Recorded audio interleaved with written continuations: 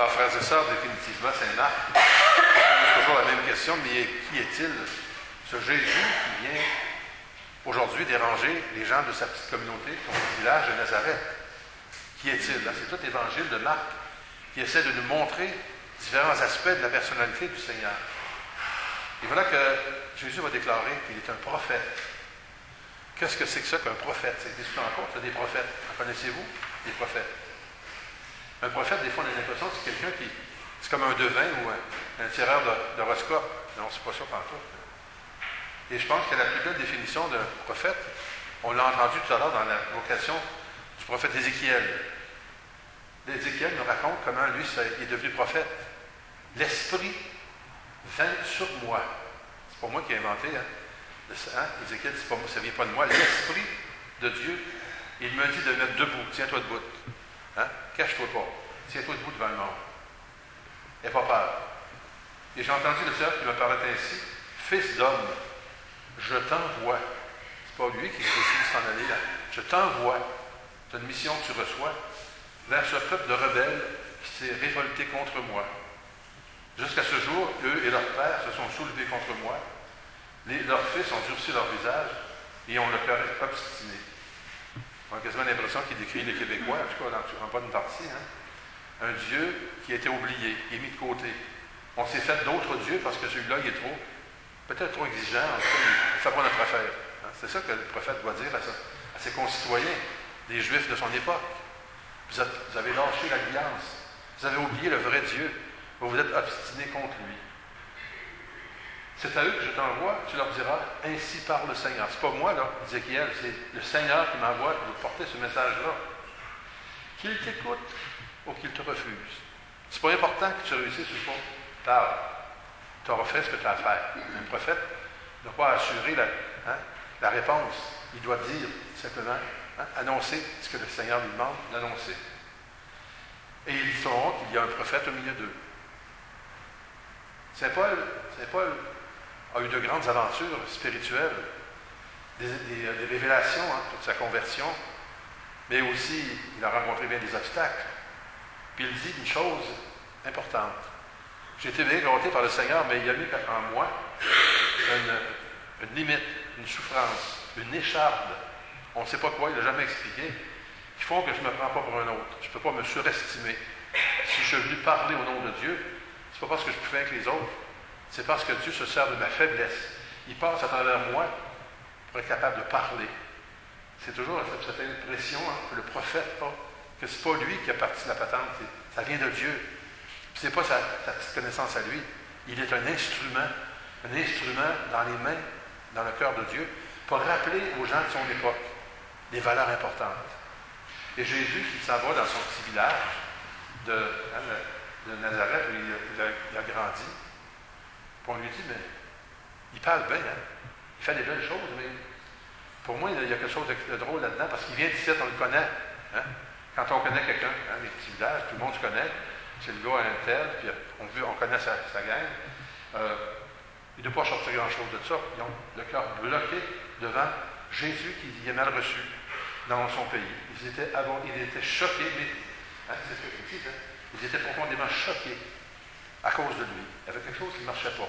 Ils n'ont pas été capables de dépasser leurs préjugés pour accueillir l'envoyé de Dieu. Des prophètes, il y en a encore, je pense. Il y en a qui sont très connus. Moi, je pense au pape. Je pense qu'il n'arrête pas de minutes. Il est parti ce matin pour l'Équateur, le sud, pour l'Amérique du Sud. 22 discours dans quelques jours, à son âge. Puis il ne se gêne pas pour dire ce qu'il a envie de dire. Pas ce que lui a envie de dire, mais ce que sa foi lui indique de dire aux gens. De rappeler les choses importantes, des valeurs qu'on est porté à oublier dans notre monde de vitesse, d'argent, de compétition. Si un jour, c'est très long, mais j'ai lu sa fameuse lettre sur l'écologie. Ça dérange quand même le monde. Ça dérange les grands industriels, les pays très riches, parce qu'ils leur rappellent que la terre n'appartient pas à personne. C'est notre maison commune, dit-il.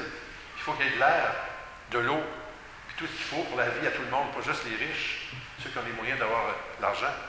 Et ça, ça commence à déranger pas mal de monde. C'est ça un prophète. Il y en a qui ont dit, il n'y a pas d'affaire à parler de ça, c'est un pape. Ça, c'est une affaire de politique. Mais au-delà de la politique, il y a toujours l'humain qu'il veut défendre. Bon, c'est un exemple. Mais je dois dire que dans chaque baptisé que nous sommes, il y a un petit prophète. On est appelé à être prophète. Quand j'ai baptisé nos deux amis, il n'y a pas longtemps à Pâques, je leur ai fait une onction, dire tu es prêtre, tu es prophète, tu es roi. Je vais le faire cet après-midi pour deux petites filles que je vais baptiser ici. Hein.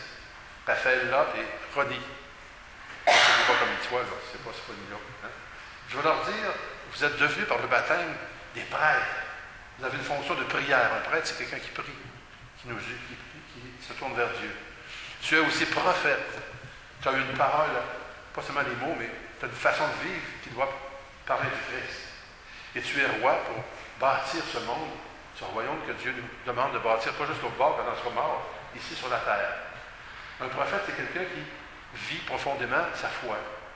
Pas obligé de faire des grands discours, faire la morale à personne, mais vivre sa foi, simplement au jour le jour, humblement, conscient qu'on n'est pas parfait, que personne n'est parfait, qu'on n'a pas de leçons à dire à donner aux autres, mais que notre vie peut parfois déranger. Hein, vous faites peut-être poser encore des questions. Hein, tu fais encore à la messe, c'est ça? Père, moi, c'est bon, donc, c'est mon grand-mère. Encore à la messe? Hein? Tu fais encore baptiser tes enfants? Mais non. Hein? Tu les envoies encore à catéchèse? Ça va donner ça. Hein? Les jeunes couples se vont dire ah, vous vous mariez? Bon, Dieu, c'est super, moi. Ben, on peut se marier, faire des mariages là, dehors, dans le champ, dans la piscine, mais pas dans l'église. Hein? Il y a toutes sortes de questions qui se font poser. Hein? Des fois, il y a des valeurs qu'on défend tout simplement parce qu'on est présent. Les gens disent bon, tu prends pour qui cette vidéo? Elle se prend pour qui? Elle. On n'a pas besoin de s'en surprendre. Jésus lui-même était contesté parce que sa façon de vivre dérangeait les gens de son village, les gens qu'il rencontrait, les gens qui étaient attachés à la loi, mais qui oubliaient que la loi, c'est une loi d'amour et non pas d'esclavage. Alors, notre vie de chrétien, de chrétienne, de parents, de grands-parents, de pasteurs, bien, c'est aussi, hein, il y a quelque chose dans notre vie qui devrait être capable. Je ne dis pas faire ça pour déranger les gens, mais de nous rappeler, à nos familles, à nos amis, qu'il n'y a pas rien que l'argent qui compte dans la vie, pas juste le pareil, pas juste ce qu'on a, mais c'est ce qu'on est. Et ce qu'on est dépasse tout ce qu'on peut paraître, l'âge, le poids, la couleur de la peau, la provenance. Nous sommes tous et toutes les humains, des êtres uniques aux yeux de Dieu. Et c'est notre façon de traiter les autres, d'accueillir, d'écouter, d'être tolérant, puis de pardonner, qui traduisent le mieux possible cette foi qui nous habite. Et ainsi, nous devenons, sans être nommés dans les journaux, comme des prophètes, des personnes qui, habitées par Dieu, puis qui essaient d'agir le mieux possible, rappellent autour d'eux, dans le silence parfois, mais aussi d'une façon des fois dérangeante, que oui, il y a un Dieu, oui, il y a des humains, puis que les humains sont toujours plus importants que qu'est-ce qu'ils ont l'air, que qu'est-ce qu'ils ont, les fonctions qu'ils occupent. Chaque être humain est un être sacré, unique, aimé de Dieu, un enfant de Dieu. Alors nous sommes rassemblés comme justement frères et sœurs autour de ce Dieu. Nous allons le remercier et de nous redire aujourd'hui à quel point il peut compter sur nous, malgré nos faiblesses, nos fragilités.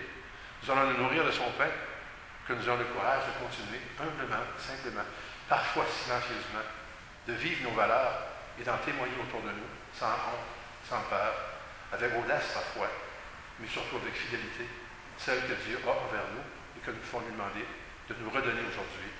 Amen.